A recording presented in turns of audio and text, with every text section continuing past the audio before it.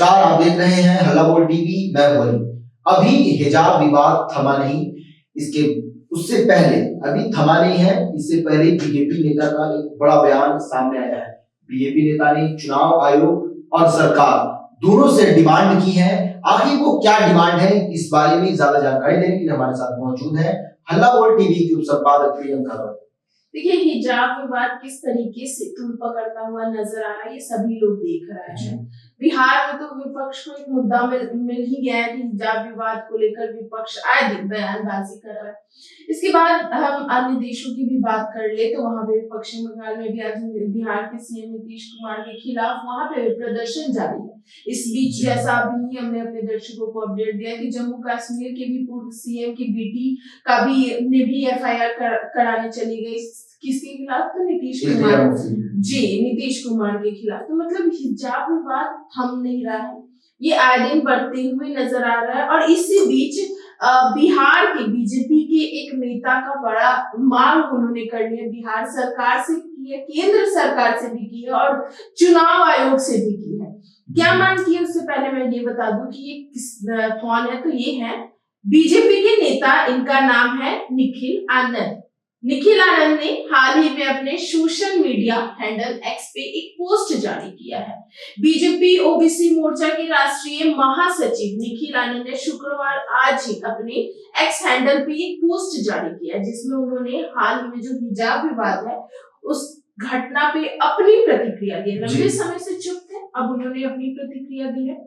उन्होंने लिखा है कि भारत और बिहार सरकार से मैं अपील करता हूं कि बिना चेहरा देखे किसी भी स्त्री पुरुष को परीक्षा देने, नियुक्ति पत्र लेने और किसी भी संस्था में पढ़ाई करने या नौकरी करने की अनुमति ही ना दे बिना चेहरा उसका देखे।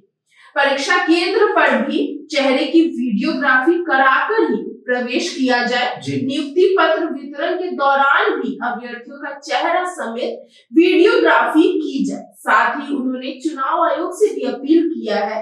निखिल आनंद ने कहा है कि भविष्य में सभी मतदान केंद्रों पर 100% वीडियोग्राफी और जितनी भी सुविधाएं उपलब्ध होती है वो पूरी तरीके से वीडियोग्राफी के माध्यम से अच्छी तरीके से कराया जाए, ताकि सबका चेहरा दिख सके, ताकि जो लोग बुर्का पहन कर आते हैं उनका भी अच्छे तरीके से वीडियोग्राफी में चेहरा दिखाकर हो, ऐसा उन्होंने कहा है। उन्होंने कहा है कि व्यक्ति को वोट देने की अनुमति ना दी जाए बिना चेहरा दिखाए। उन्होंने इसे लोकतंत्र की पारदर्शिता और सुरक्षा सुनिश्चित करने का उपाय बताया है। जिस तरीके से पाकिस्तान से मिली धमकी को भी लेकर निखिल आनंद ने अपनी प्रतिक्रिया दी।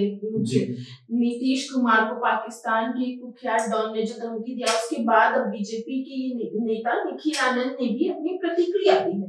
उन्होंने कहा है कि हाल ही में पाकिस्तान की डॉन शहजाद भट्टी का एक वीडियो सामने आया था, जिसमें उसने मुख्यमंत्री नीतीश कुमार को धमकी दी थी। बिहार पुलिस इस मामले की तह तक जांच कर रही है। इस पर निखिल आनंद ने भी कहा है कि सीएम नीतीश कुमार को धमकी देने वाले पाकिस्तानी डॉन, धर्मनिरपेक्ष और भारत में शरिया कानून लागू करने के समर्थ लोग जान ले कि ओबीसी, ईबीसी और पिछड़ा समाज चुप नहीं बैठेगा। उन्होंने आगे कहा कि नीतीश कुमार जी बिहार के जन के नेता और समस्त दलित, महादलित, पिछड़ा और अति पिछड़ा समाज की गौरव है।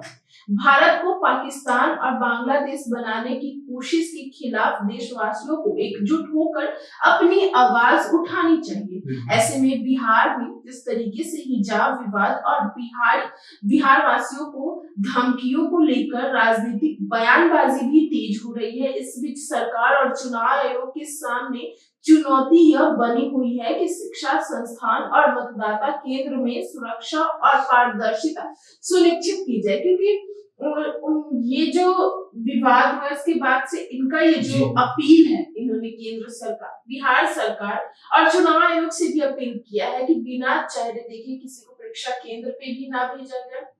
नियुक्ति पत्र वितरण के दौरान भी किसी को नाम दिया जाए बिना चेहरा देखे ना, वहां पे प्रॉपर वीडियोग्राफी का सिस्टम लगाया जाए, प्रॉपर वीडियोग्राफी हो।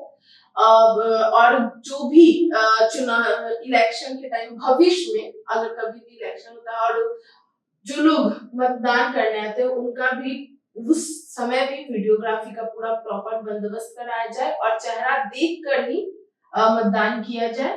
अगर चेहरा नहीं दिखा तो उन्हें वहां से हटा दिया जाए। तो ये इनका पूरा अपील है बिहार सरकार से, केंद्र सरकार से और चुनाव आयोग से। अब देखना होगा कि इनकी इस अपील को बिहार सरकार, केंद्र सरकार, चुनाव आयोग कितनी मानती है और क्या आगे निर्णय लेती है। जी, तो सुना आपने किस तरह से बीजेपी के एक नेता ने चुनाव आयोग, केंद्र सरकार और बिहार सरकार से बड़ी मांग की। इस पूरे मामले को लेकर आपकी क्या राय है? फिर कमेंट्स में जरूर दें। तो फिलहाल इस पेशकश में इतना ही। आगे खबरों के लिए बने रहना टीवी के साथ। धन्यवाद।